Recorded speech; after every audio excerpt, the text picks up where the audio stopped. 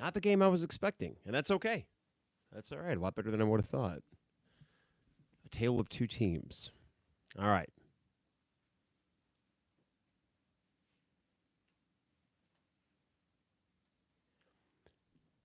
It is the 200 level. Mike Carpenter in the basement studio on a Sunday afternoon. It is NFL Championship Sunday, but we're not watching that. We're watching Illinois Northwestern. At least I think a sizable portion of Illini fans are interested to see how this team would respond after Thursday. Now, I did not do a podcast after the Illinois-Maryland game. I was at the game, came home, did a lot of tweeting, was inspired, if you want to call it that, to just get it out. But the thing is, it was less anger. I didn't have a lot of that. It was more concern. I sound like a parent or something when I say that, but true worry for where this team's going, because that was the third, if you want to call it, bad loss. And I think the worst of the bunch. As frustrating as USC was, that was Desmond Claude going off. That was a weird game against a team that, I don't know, what was worse now that I think about it, USC or Maryland? USC, you chalked up because it was the first bad home loss as an exception, and then you go on the road, smoke Indiana, and then you compete at Michigan State. So at that point, you're feeling fine. And even with Tomislav Ibicic out, I would have thought the Maryland game would have gone better than it did, and probably should have.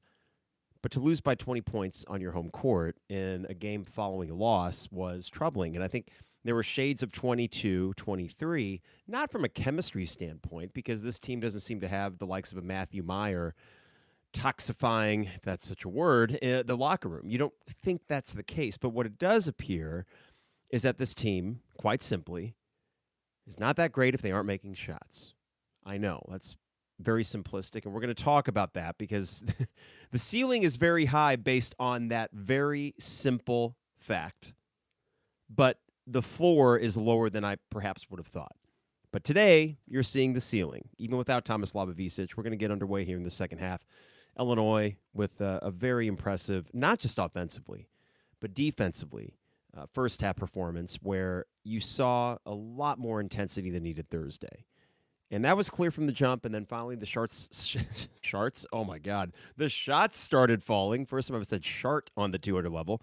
We are underway in the second half, and off to a flying start on the podcast. 1950 all ready to go. So back to the starting five here. I'm Rick House driving right. This is Trey. A little weave action up top. KJ going to try to drive it in himself, looking for a pick from Trey. Nothing there, but KJ goes under the rim. No good, off of the rim into Northwestern. 19:30 to go.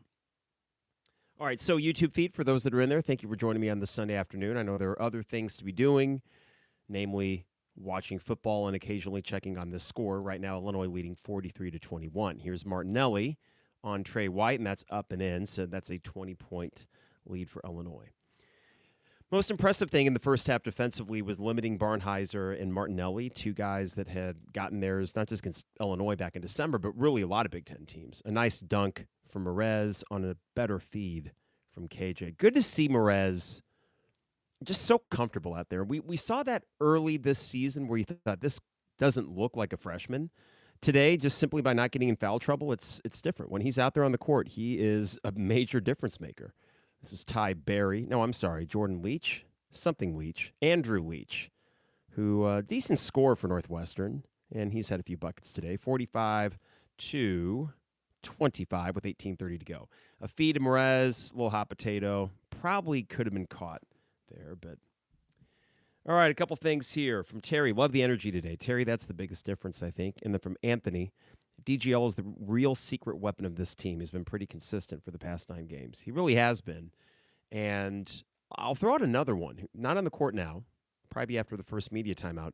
Jake Davis is playing really well. I'm surprised that this guy, who I don't want to say was an afterthought, but was the presumed 9th man in the rotation, maybe gets spot minutes, maybe redshirt. He's getting minutes and he's earning them. Yes, he does hit a few shots. So he's got 8 points today off the bench. That's good, but it's really the rebounding and the defense. He's a steady hand. And when he's out there, I feel comfortable with whatever he's doing. And that's not something I had on my proverbial bingo card going into this year. Is that becoming a cliche on my bingo card? Here's KJ, the feed to Mrez. He gets fouled on the way up. Well done, KJ and Mrez. Nice two-man game down low. All right.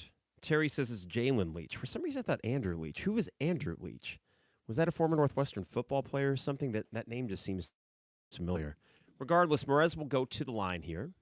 And I will say a couple other things that I've noticed about today's performance with Illinois. They are very aggressive on offense. They have shot threes. They haven't shied away from that. They've fortunately made a few more than they not normally, but they have in the last few games. Even though if you look at it, percentage-wise, they still are not great from three. I think they're just a shade over 33% today. 5 for 14 was the last number I saw.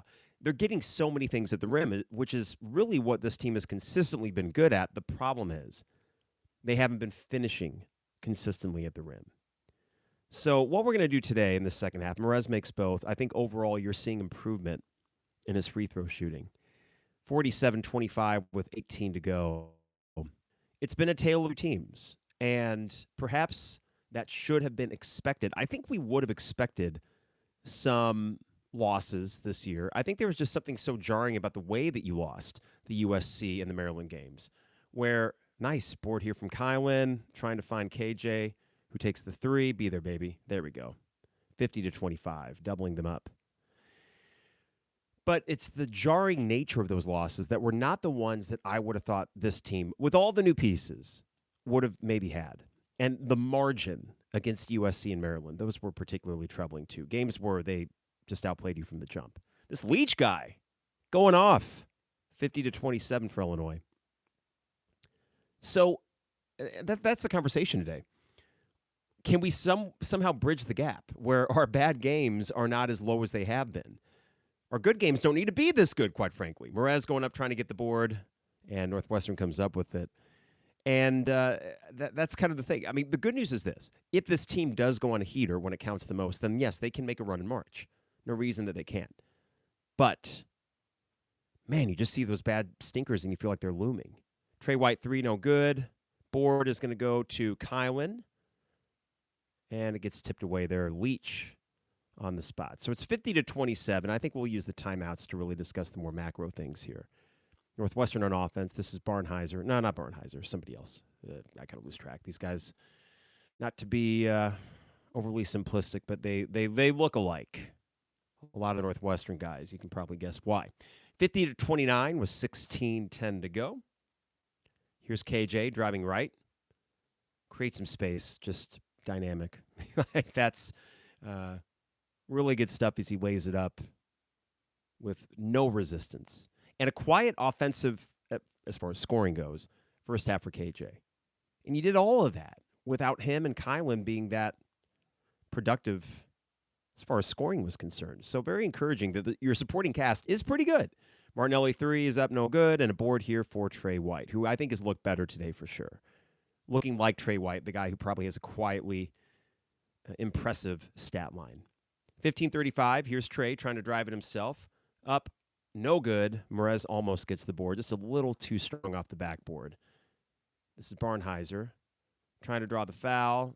They don't get it. Chris Collins is pissed off, and now they're down by a mere 21 points.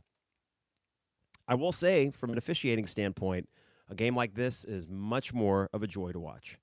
They're letting them play. I think both teams are being equally physical with one another. Kylan 3 is no good. This is going to be a rebound for Northwestern. But that physicality, it hasn't been some sort of brute thing where teams are just kind of getting away with murder. It hasn't been that at all, and Kylan gets a block. It's been much more, I think, just two teams that metrics say are pretty good defensively, and they're allowing them to do their thing. This head ref right here, didn't even see him. Look at that lettuce on his head. Kind of looks like he could be in the Sopranos crime family. But I like this officiating crew. It's just nice to watch a game with flow. Now, better that Illinois is up by 21 points. But even if this were a close game, I think this kind of speed is just much more aesthetically pleasing.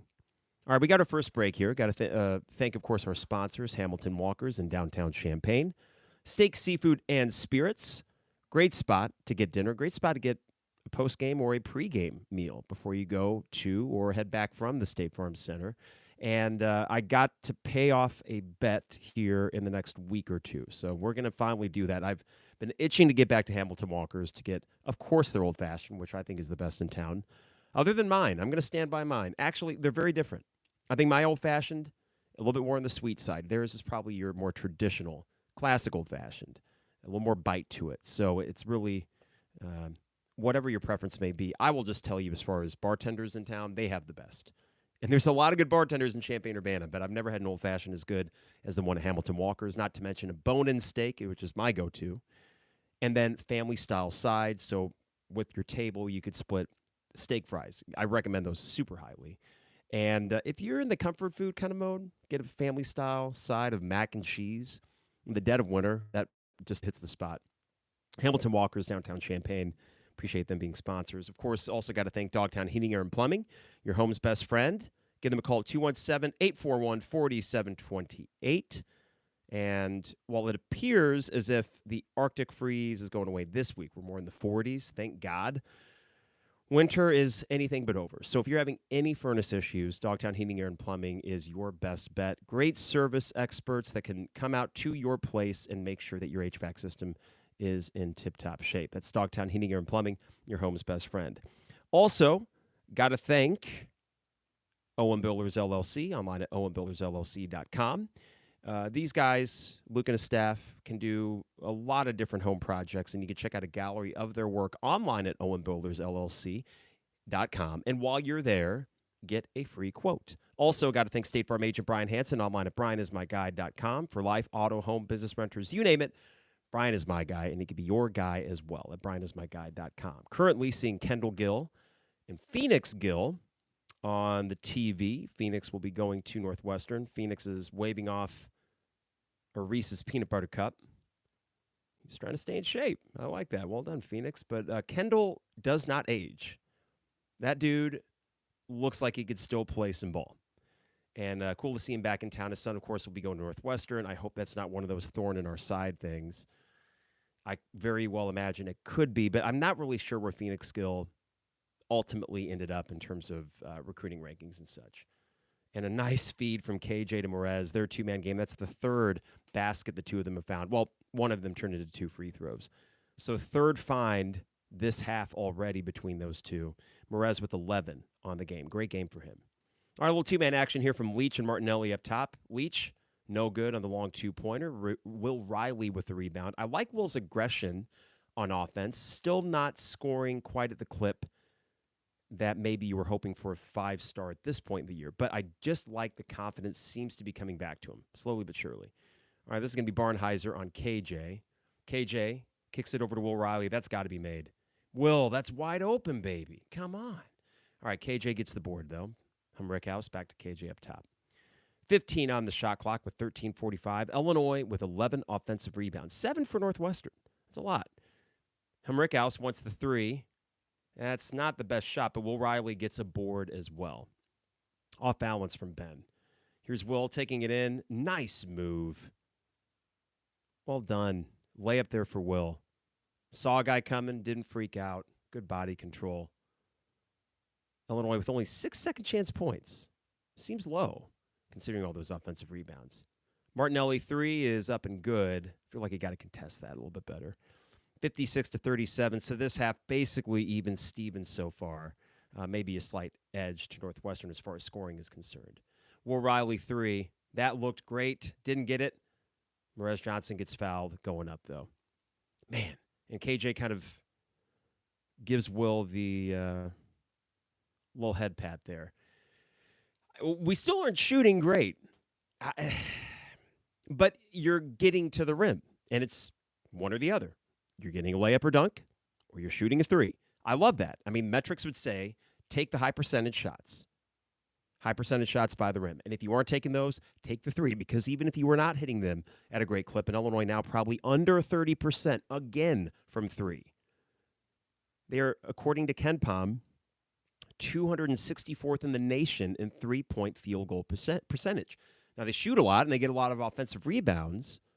So that raw number, while not great, doesn't detract from the fact this team can be a high-scoring team. It's just we are now approaching February, and this team is not shooting the three well. At a certain point, you are what you are. Yeah, you got to keep taking them, but dang it, despite the 19-point lead against Northwestern at home and a much improved performance, it feels like this team has the potential to pull off upsets, depending on what happens in March. But if they're missing threes, no. Here's where I can offset that, and here's where I think there are some encouraging things from this game. Defensively, this team is capable of being phenomenal. You just hope to avoid the likes of we got a foul here from Dre running into Martinelli, it looks like. Or maybe on Martinelli. Hard to say. Regardless, this team defensively and rebounding is very strong. It just feels like if they would make threes just slightly more consistently, they would be a juggernaut. There's a reason the metrics absolutely love this team. But there's a reason, too, why you can lay a stinker, even 2 in a row at home against USC and Maryland. As it stands, I look at this team as, they're a tournament team. They're a dangerous team, depending on the matchup. They are not inconsistent based on chemistry or anything like we saw 2 years ago. It's just simple execution. They are not making shots at a high enough level. So Northwestern at home, this feels good, but they are one of the worst teams that you'll play the rest of the year.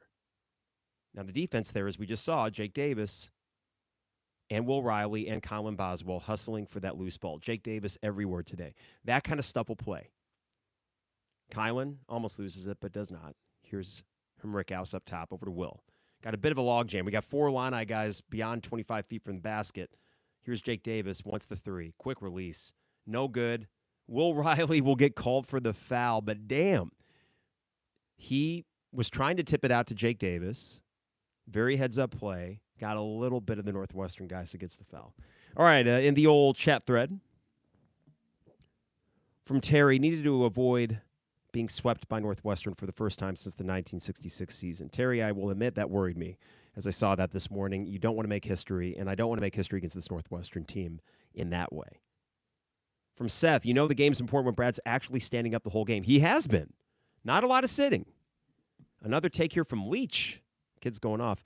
And from Matt, hello, Matt, tucking in his shirt as well. You're right. Brad looks like he's ready to go golf 18 after this game. Kind of a country club look from Brad. Always a sharp-dressed man. And we get a nice take from Kylan to draw the foul. So with 12:01 to go, Kylan will go to the line to shoot 2. All right. So how do you proceed in this next stretch? 12 games to go without Tomislav Ivicic. I think that it is fair to say Ivicic is often your second best player. He is a key part to this team, there's no doubt. First one made from Kylan. However, even against the likes of Maryland, you are a D1 basketball team. You're a Big Ten team. You were at home that game. The troubling thing is, Ivicic or not, it was the effort and the lack of shot making, which made you say, okay, that game would have went your way no matter what. And is it really just as simple as we have? It's one thing to have kryptonite as a team. Every team does in some way, shape, or form. It's just the fact that against a USC team where you felt like your wings and guards would match up well, it was their wing, Desmond Claude, getting to the rim whenever. Against Maryland, they got to the rim whenever because they had big dudes. Against Northwestern, which they don't lack size. I mean, Martinelli and Barnheiser are tough matchups. What I don't understand is how all of a sudden our defense is so good against them. And certainly this Northwestern team, they don't have a Derek Queen or a Julian Reese. I guess they don't have a Desmond Claude, though really Barnheiser and Martinelli have been better than that guy. Here's Will Riley. I want to see what he does here. The shot is up and no good, trying to draw the foul, and it gets stuck in the rim, so it'll go back to Northwestern with a timeout on the floor. But that's what's weird, is that the 3 losses that really make you scratch your head. At Northwestern, you could chalk up as early in the year. Okay, fine. USC, you could have chalked up to, well, KJ wasn't there. And if KJ plays, do you win? Maybe. But keep in mind, USC was keeping you at arm's length for most of that game. Maryland, I don't think anything would have made a difference. So it's just the way that this team can go from looking elite to just absolutely pedestrian. That does make a lot of sense. Now, a lot of the conversation, understandably, has been around Brad Underwood's coaching ability. And I've said this many times, and I feel like it's worth repeating so people know where I stand with Brad Underwood. Macro, there is no questioning just how massive he's been for this program. And I will take Brad over most coaches. Still, I don't care what happened against Maryland, but there are these moments in any given season where you're like, did you really have to lose that game? Understanding it's a process. Understanding it's all about getting better and being ready for March. Well, that would all play if there was more than one March run. That's why last March was so cathartic. And if he continues to make March runs, these mid-season things are not going to hurt nearly as much or make you raise your eyebrow and say, oh, we're screwed. But there always is that conversation about Brad Underwood as a coach. And I think it is fair to say that within a game, he can be stubborn. But from game to game, he can be flexible. And certainly from season to season, he's as adaptable and flexible as any coach. I'll take that. Wish there was just a little bit of a dash more of the ability to make adjustments in game, because even as simple as it was against Maryland to just go zone for a few possessions, get a couple stops, and that zone was not going to be played the rest of the game, and I understand that. That is totally fair. But it got you a couple stops when nothing else was and injected a little bit of life. I mean, the cheer, the Bronx cheer almost, at the State Farm Center seemed to indicate that the fans were like, Brad, enough. Do something. And ultimately, if they would have played zone the rest of the game, again, I don't know if it would have made a difference, but probably not. But I understand why those frustrations creep up. And I have them too. And it does make you wonder, are we potentially as a program hamstrung by our head coach's inability, or so it seems sometimes, to make those adjustments? Now, I think ultimately talent wins out. You saw last year on the backs of Terrence Shannon Jr. and Marcus Damask. I'll throw Coleman out there. You were able to make a run. And that included some timely contributions from Dane Danger and Luke Goody. But let's be honest, Quincy Guerrier was not great in the NCAA tournament. Ty Rogers was not great in the NCAA tournament. Justin Harmon was not doing much for you. So that's a small group of guys that were leading you a game away from the Final Four. I have no question that Brad Underwood will continue to get talent. I just wish that maybe the third assistant position, which right now I think the guy's name is Qua Jones, he just kind of took over for Tim Anderson, just go get some brilliant X and O's, dude. You got Orlando Antigua. You got Jeff Alexander. You're going to get dudes. You got an NIL budget to keep doing that. 3 from Northwestern, no good. Rebound for Illinois. Illinois has been rebounding fantastic tonight. All season, really. But to me, that seems to be the crux of it. Just go get a guy. Go get your next Stephen Gentry to be your third assistant. Someone that will have the ear of Brad Underwood during games like, hey, you know what? I'm noticing we're getting exploited here. What if we try this? And let Brad be the CEO of the program, which he is phenomenal at that job. I think the key difference between Underwood and Bielema, both are really good CEOs of the program. I think we'd all agree, though, that Brett Bielema, and history would suggest, is a pretty damn good tactician. He seems to more often than not have his team in a position where they can, Kylan, I hope he's okay. And they're going to check it. Looks like he got kind of a stinger. I don't know what happened there. I guess we'll look at that. If any of you guys on the replay, we'll take a look at this. But it does seem to me both good CEOs. I think Brad needs a little bit more help with the X's and O's side. Kylan's staying in there. I got a couple more things in the chat thread I'll get to. So watch this here. Yeah, just elbow to elbow, maybe. That's all right. Kylan's out there. All right, 10:15 to go. Do a little bit of play-by-play, see what happens here. Kylan taking it to the rim. Nope. Kicks it out to Jake Davis. The 3. Good. That's the third one for Jake today. He is looking much more comfortable out there. I got to say, it's funny. You see a guy with hair like that. He reminds me of one of my friends whose name is Asher, and he lives in New Orleans, and literally he will busk on his days off from the coffee shop he works at. How brilliant is this? He busk in the French Quarter. He reminds me so much. Spitting image of, that was a little bit of hooking there from Martinelli. Spitting image, Jake Davis is, and my friend Asher. But Jake is, don't let the long hair, that great mane, fool you. The dude's tough. Oh, Merez, fighting for it. Kick it out, Merez. Get it out. Get it out. Trying to take it up and under. We got a tie ball here. Illinois will keep it. I love what Jake Davis is doing right now. I love what he's doing. I love what Dre's doing. If he can get Will going more consistently, you feel really good about your bench. You really do. All right, a couple of things here from Ryan. If Underwood's teams have taught me anything, it's not to get too wrapped up in how this team looks in January. If the shooting woes persist through February, then I'll be really concerned. That is fair. Okay, we got a foul here. And sorry, I was looking at the YouTube feed, did not see what happened on that play. Ryan, that's fair. I mean, last year, we lose at Northwestern after Terrence had already come back. We lost at Penn State in the last week of February. That was extremely frustrating. So that can continue to happen. I think it's just been a weird year. And again, maybe should have factored some of this in more.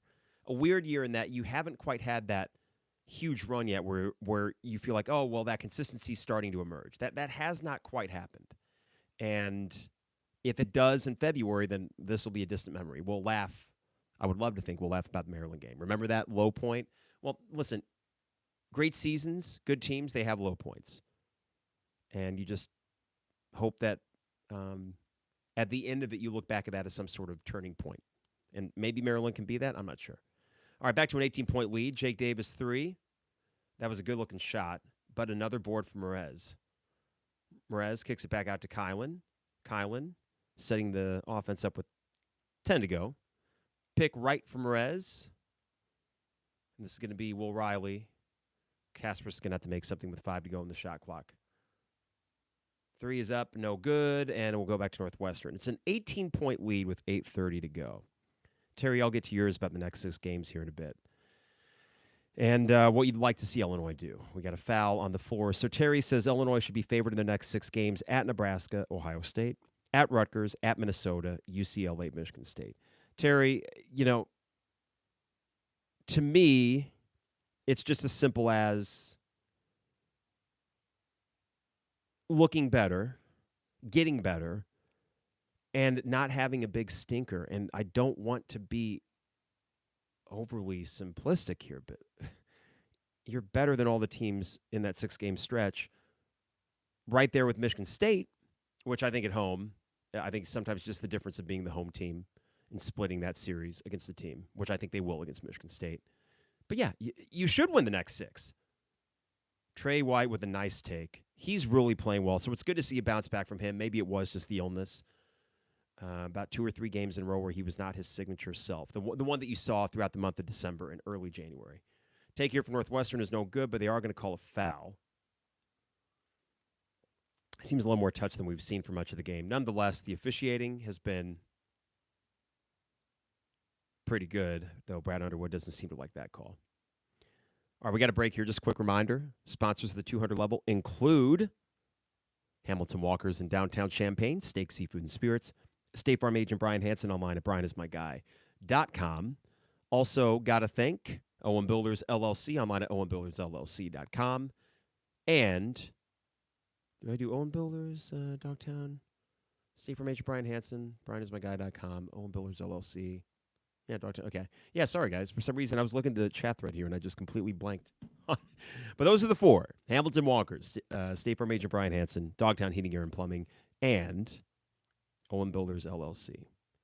All right. Want to check the score for the NFL NFC Championship game here. 27-12. Wow. So Harry Black, co-host emeritus of the 200 level, formerly of Tay and Carp and ESPN 93.5. He is at that game, and pretty impressive stuff from the Eagles so far. And Saquon Barkley is a freak, just one of the best players in the league. All right, so it looks as if you will see the Eagles. I mean, I know there's plenty of game left, but at home with a back like Saquon, The one thing with Washington is in that Detroit game, defensively, they didn't impress that much. Philly is not going to let him off the hook like that.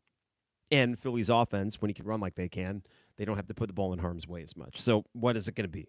Philly versus the Chiefs? Well, I'm not particularly fond of the Chiefs. I am quite tired of them. And the Bills would be a great story and one that would be easy to root for in the Super Bowl. After going over back when I was young, and it felt like every year the Bills were in the Super Bowl. And they just can never close the damn thing out. So that's my hope for it. And my hope is that Ben Johnson leads the Bears back sooner rather than later. Did I say DP Dough, Matt? I didn't say them, did I? They used to be a sponsor, though, and we appreciate them. They have a new venture over in Bloomington, Fiala Brothers Brewing. But we love DP Dough. Longtime fixture of the show. And Hamilton Walkers, though. That's the spot, Maddie. We'll go there sometime when you're down. All right, so it's going to be Northwestern ball, and I believe 2 shots coming up here. We're at the under 8 media timeout. Impressive performance from Illinois. Big-time bounce back. You're doing this without crazy offensive output from KJ or Kylan. It's the supporting cast that's been very good for you. And here are your scoring leaders. Look at this balance. Merez with 12. Jake Davis with 11. Could it be a podium game for Jake Davis? Ben Rickhouse with 11. Kasper's 9. Kylan 8. Trey 8. Lot of balance there. Love it. Dre, he's been quiet. Love to get him a few here. So go to the line is this Leach kid who's just been a thorn in our side. First free throw was up, but no good. Could they get their nuggets to top off this so far excellent day at the State Farm Center? We'll find out. Illinois 10 for 12 from the line. Northwestern 1 for 3. Kerry Booth on the sideline. No tick for Kerry today. Free throw was up. It is good. No nuggets yet. 66-47. Here is KJ. Terry a little bit ahead of us. Called this one. Ben for 3. You know, I was having a text conversation with Trevor and Isaac about Ben because the talent is clear, but the consistency has been maddening. And he had that great stretch, and then the last 2-3 games wasn't really there. I mean, he's a weapon. I think defensively he has been better as well. He doesn't seem to be quite the black hole on defense that he was in December. 3-0 good for Northwestern, so another board for Illinois. Yeah, man, I mean, God, if he just can knock down 2 threes a game, that's really all you're asking for. 2. And his average would suggest that that's what he's doing. KJ with not the best of entry passes to Merez. I don't think Underwood's very happy about that. And even though Ben is averaging over 8 points a game, it doesn't feel like it feels like he's either an offer like it was against Maryland. And I know that wasn't a great matchup for him on defense, but you thought he could have stretched out Julian Reese or Derek Queen when he went on the perimeter. And an easy layup for KJ and one. God, just effortless for him sometimes. And you just need, if you get consistency from Ben, it changes everything. So it's not for a lack of trying, but man, it's like, dude, if you got an open 3, and he's got some great looks today. He's got great looks in most every game. Just make 2. Make 2, and that's your quota. And we'll be good from your position in that game, especially with the way that Merez is playing. When Tomislav comes back, you feel like there's a lot of balance there. If Ben can just hit a couple a game. Here's KJ. No good on the free throw. So 71-49. Matt asked, don't all teams do the Nuggets for misses? I think most do. I think McDonald's has the market cornered on that. At Michigan State, they called it brickin' for chicken. And same thing. If we miss the first free throw, the crowd gets nuts. They did it for Trey White, who made his first on a set of 3, then he missed his second 2. And they counted that as brickin' for chicken, and I thought that was a bit of a workaround. I didn't particularly like that. But yes, brickin' for chicken at Michigan State, I think most schools have some variation. Smart play for McDonald's. My question is, how many people actually redeem the free chicken code?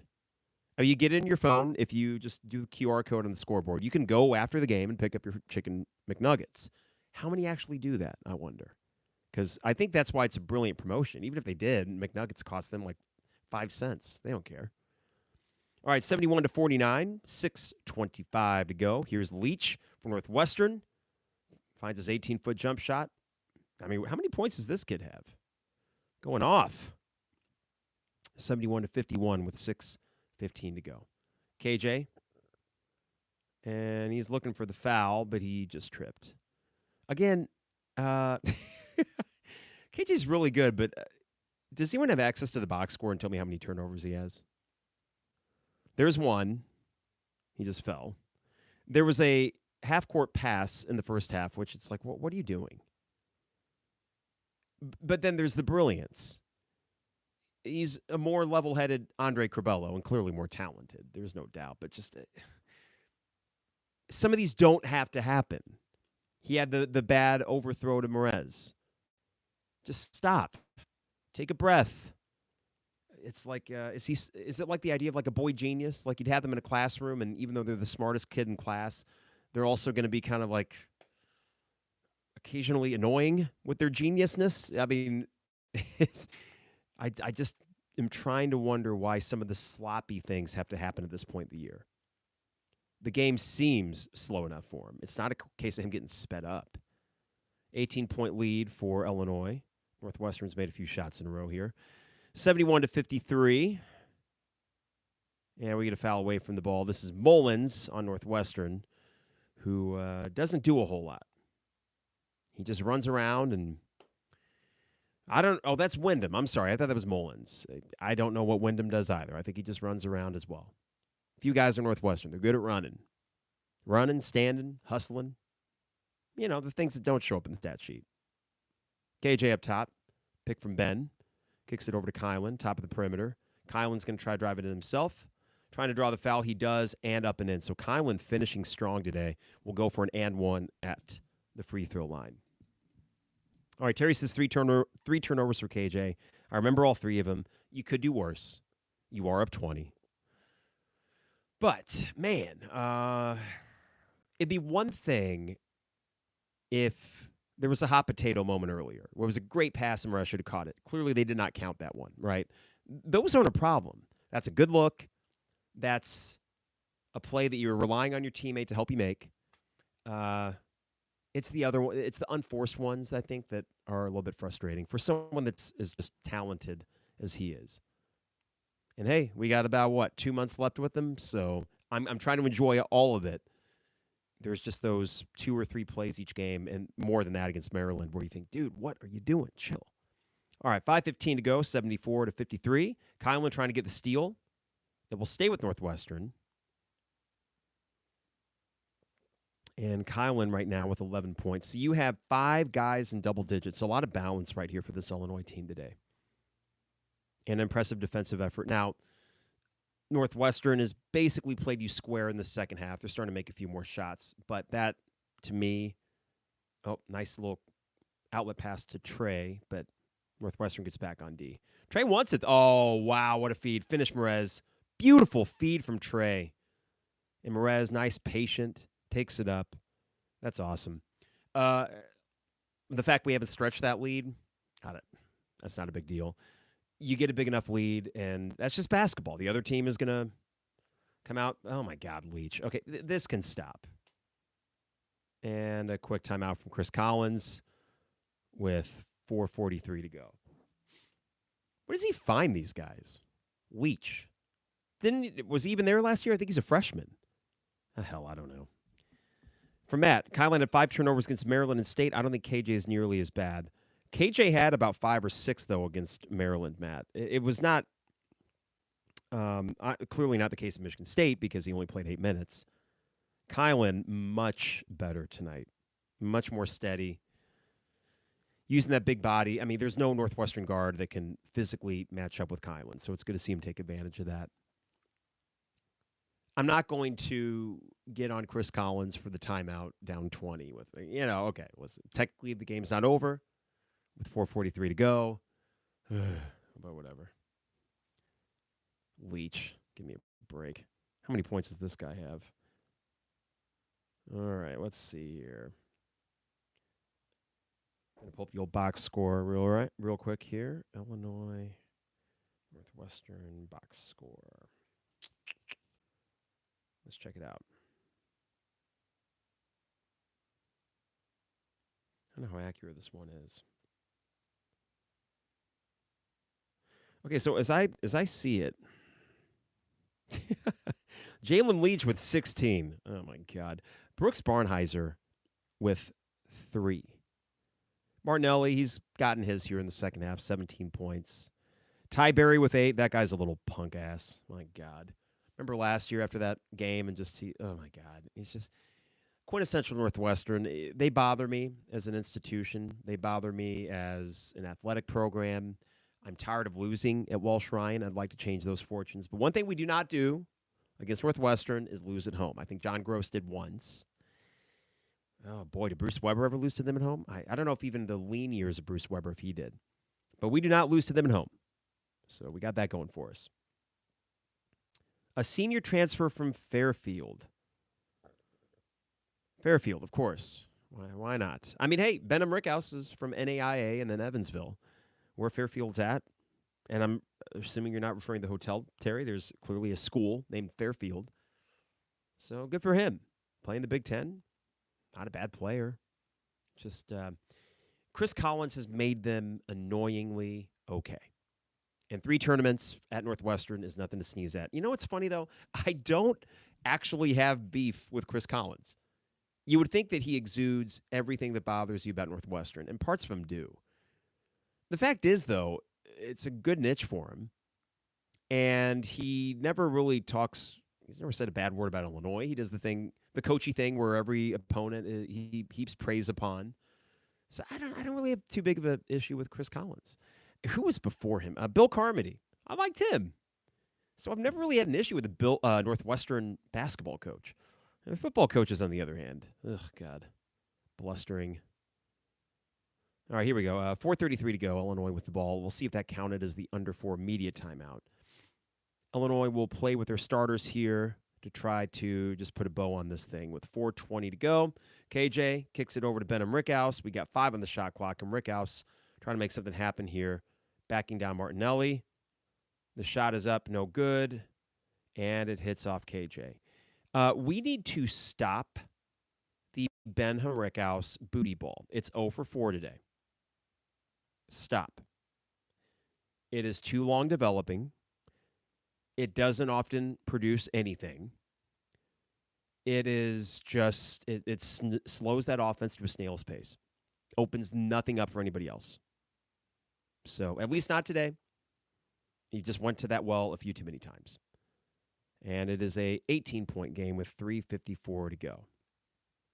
Illinois with the ball, 3:50 to go. Here's Kylan getting the pick from Rez. Trying to drive it in himself, and he kicks it out of bounds. And one more timeout. A little bit of sloppiness here late in the game. It is what it is.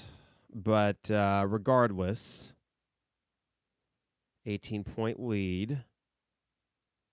Yeah, just the big positives today, though. You have been hitting some shots. It's just the fact you're getting to the rim a lot easier. Defensively in the first half, super impressive. Not really in the second half. Again, that can happen with a big lead. You're just seeing Northwestern, I don't know. A lot of their shots, in fairness, in the second half have been long twos. And you'll give that. You'll give that. I haven't seen a whole lot at the rim necessarily from Northwestern. It's more the threes, the few they have made this half, where it's just we aren't really getting good we aren't contesting them that much. All right, well, we got 4 to go. You are not probably, 18 points up with, I guess, 3.5.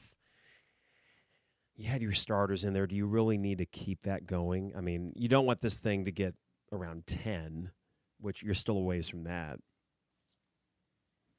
All right. We talked about the games coming up. This is from Terry. At Nebraska on Thursday night. Got to beat them. At home against Ohio State on Sunday at noon. Ugh. And they have won at Purdue, so Ohio State will be a tough matchup. At Rutgers on the road. 2 NBA guys, though not a good team. At Minnesota, playing better. You're hoping that whatever heater they're on subsides in the next 2 weeks before you play them. UCLA and Michigan State at home. You go 6-0, you're feeling great. You go 5-1, that's probably fine. If you lose more than one, I think you're wondering, have we really progressed much? Because as frustrating as this team has been in losses, you see it in more than just flashes where I think they're good. Despite the fact that a few nights ago I said, we need to start asking, how good is this team? Because it was so bad. But then you watch today, and the first half was so good, and you're seeing against Big Ten teams, when you're getting wins, it's not usually by 3 or 4. It's by 20-plus points. And margin does matter. I mean, it's one thing, of course, to just beat up on bad teams, but and I would not say that Penn State or Indiana or Northwestern or, well, at Oregon. Oregon's kind of not floundering, but just more of a top 25 than a top 15 team, it appears. But you've done that. And you've done it enough to make this team really tantalizing. In most of those games, you hit enough threes to really make the difference, but it was the defense in getting to the rim that was the consistent in all those games. We got a foul on the floor against Benham Rickhouse, so Northwestern will go to the line. And Kendall's sweatshirt, hooded sweatshirt says Silver Fox Squad. I mean, he would qualify as a Silver Fox. The dude is, as I said, aging gracefully. I wonder why his hooded sweatshirt says that. 76-58. 3:25 to go. Kylan trying to put some pressure on Leach. Good help from Merez. This is Mullins or some other guy. He's kicking it down low to, I don't know who this guy is. And that's a foul on Merez. He lowered his arm. Yep. So going to the line is number 5 here.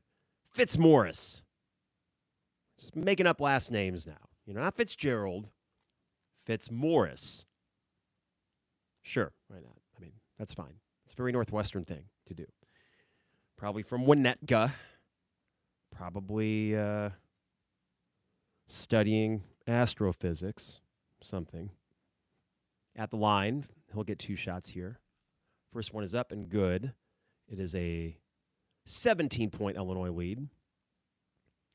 And here comes the second one. We got gymnastics coming up on Big Ten Network.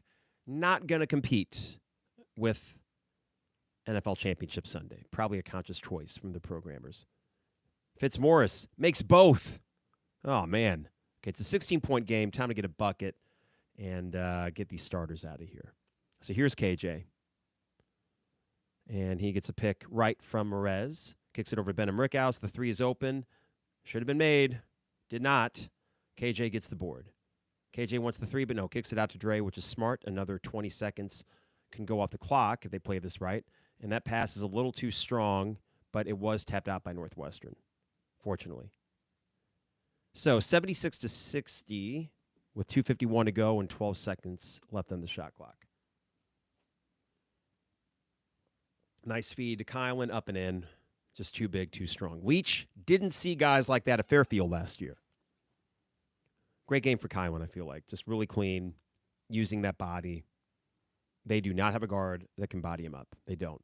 I think when you play the likes of an Ohio State and you got a Bruce Thornton, then it's, I mean, those two guys seem going to bruise each other up pretty good. That is a pretty good matchup between those two. Nebraska, I mean, they got Bryce Williams still. I just don't know much about this Nebraska team with Rank Mask being hurt. All right, so there's a 3-point play when you sorely needed it with 2:49 to go. And it does look like Northwestern is calling off the dogs. Martinelli taking a seat, Leach taking a seat as well. So we got 2:49. Their starters are sitting. Illinois starters still out there. I would assume that you'll get your guys to the scorer's table here. Kylan guarding this number 24 fella. A little nice ball moon here for Northwestern. The 3 is up and good. Just kind of annoying at this point, but what are you going to do?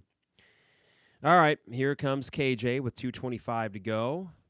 I think if you get a shot here, you call timeout and get your guys in. Ben pump fakes the 3 with 15 left on the shot clock. Kind of a smart play there. KJ trying to drive in. He finds Merez. Nice spin move. He does get fouled. It was a really nice move by Merez. All right, well, we're going to start gradually wrapping things up here. Got to thank, of course, our sponsors, Hamilton Walkers in downtown Champaign, Steak, Seafood, and Spirits. Also, State Farm agent Brian Hansen, online at brianismyguy.com. Owen Builders LLC, online at owenbuildersllc.com. And Dogtown Heating, Air, and Plumbing, your home's best friend. Give them a call, 217-841-4728. We'll get to the end of the game here, 2:14 left. Benham Reckhouse takes a seat. Jake Davis comes out. Here's Morez at the line. 1-1. Up. No good. Man, I don't think he has a bad free throw stroke. That hit every bit of the rim, kind of caromed around it, but I think he's going to turn out to be an okay free throw shooter. And a nice take from Northwestern. It makes it a 14-point game. Is Vegas going to sweat this out? It got down to 8.5. I think 8.5 was the final spread. Kylan 3. That's dumb. That's really, really dumb. He just shoots a heat check 3 10 seconds into the shot clock. I don't understand that. So, listen, a good game, not exactly an inspiring finish for Illinois. It doesn't look like they're going to review who that was out of bounds on. Thank God. I don't need this thing extended for a replay. All right, 20 on the shot clock. Here's Kylan. Don't be jacking up heat check 3s. Just drive to the rim, and that's what he's going to do. Kicks it out to Jake Davis. Jake wants a 3. He's got a quick release. Morez wants the board. He gets fouled. And there will be 2 shots coming up from Morez with 1:30 to go. It looks like Barnheiser has, was that nose thing from when he fell on his face the last game? That guy gets beat up. I'll give him credit. He's tough. As long as he's not hurting one of my guys, just fly around the court, do your thing, Barnheiser. All right, Morez. Again, I think he's got a good free throw stroke. Prove me right, Morez.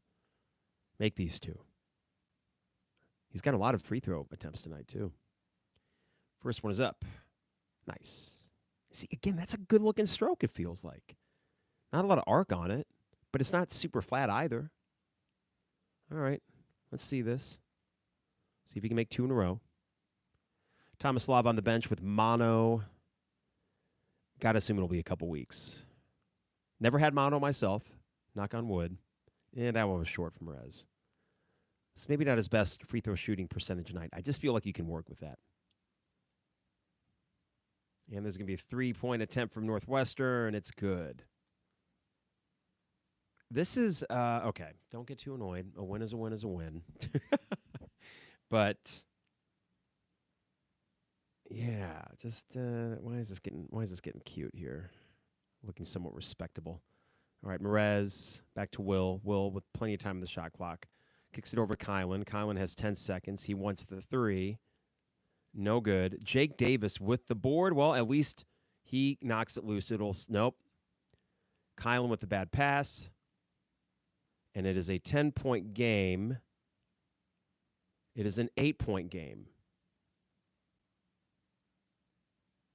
Right? I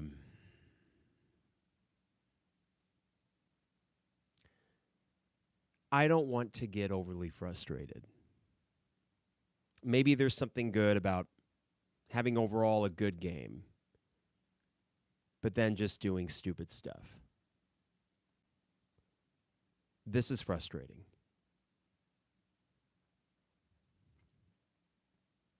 It is an 8-point game with 46 seconds to go. Now you probably have to put your starters back in. That is a 7-0 scoring run for Northwestern in 40 seconds. Starters back in. Just stupid stuff. And I would like to ask, after what was such a good game from Kylan, these step-back threes. If you're going to shoot him, make the damn shot. This team is still not a good three-point shooting team. They still are not. Boy, I mean, I hate to just say, like, all the goodwill is gone. That's not true. But it's just like, why does it need to be this difficult? Dre's stuck. He gets fouled, but man. Me too, Ben. Me too. 44 seconds to go. I want to go watch the football game. I mean, just this shouldn't be so difficult. And they're still doing this with, they're not bringing Martinelli back out, unless he fouled out. I don't think he did. So, from Ryan, lots of this is on Kyle. He's been horrific for a few games. Dre probably deserves a start. Dre, free throws up and no good. Kylan was great today, though, Ryan, until the last couple minutes. It is an 8-point Illinois lead with 44 seconds to go. Dre misses both. And it will be Illinois ball unless they replay it. I don't even know. Yeah, that's off Northwestern. That's clear. I mean, it's just not a huge deal, but God, it's not a deal. Just close the freaking game out. They're going to foul Kylan. He'll go to the line to shoot 2. I mean, sorry I have so much dead space here. But this was comfortably a 20-point game for most of it, and it has the chance of being a single-digit win. So just that loss of focus late, even in a win. Like, where does that come from? Again, an overall likable group of guys where the chemistry doesn't seem to be a big issue. Kylan's free throws up and good. And for 30 minutes, toughness didn't really seem to be an issue. But you let Northwestern play you even for the second half. Okay, fine. You had a big lead. But just don't piss down your leg late. You're going to win, in all likelihood, up 9 with 36.8 to go. Famous last words. Hopefully not.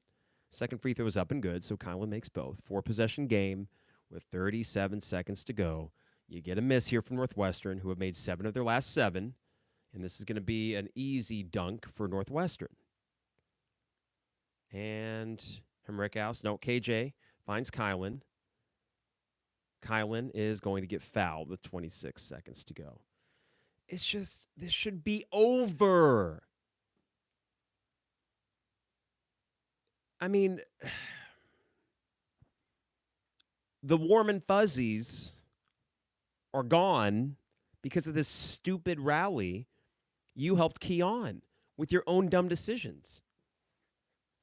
So in a game against a team worth a crap, no offense to Northwestern, then that's going to be an issue.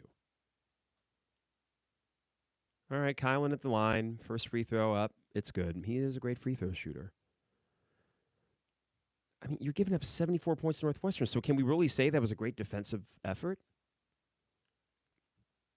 I don't even know who this Wyndham guy. I don't know who these guys on the court for Northwestern are right now. And they made 8 straight field goal attempts. 8 straight. So where are we going, Brad? Where is your team going? Colin he misses that one. In and out.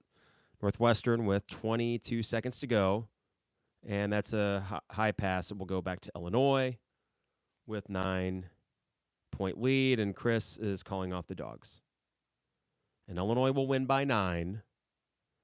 In Vegas, which I think the line was 8.5, might have gotten down to 7.5. Some will breathe a sigh of relief. Didn't need to be that difficult. A tale of 2 teams. Even at the end of it, that's the title of this podcast. It's a tale of 2 teams. Sometimes they look remarkably good, and other times they look not so good. I don't know. They got things to figure out.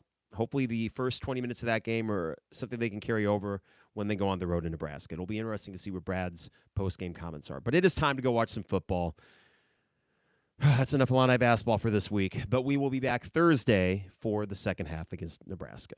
All right, everybody. Have a good rest of your Sunday evening, and we will see you in a few days. It is the 200 level.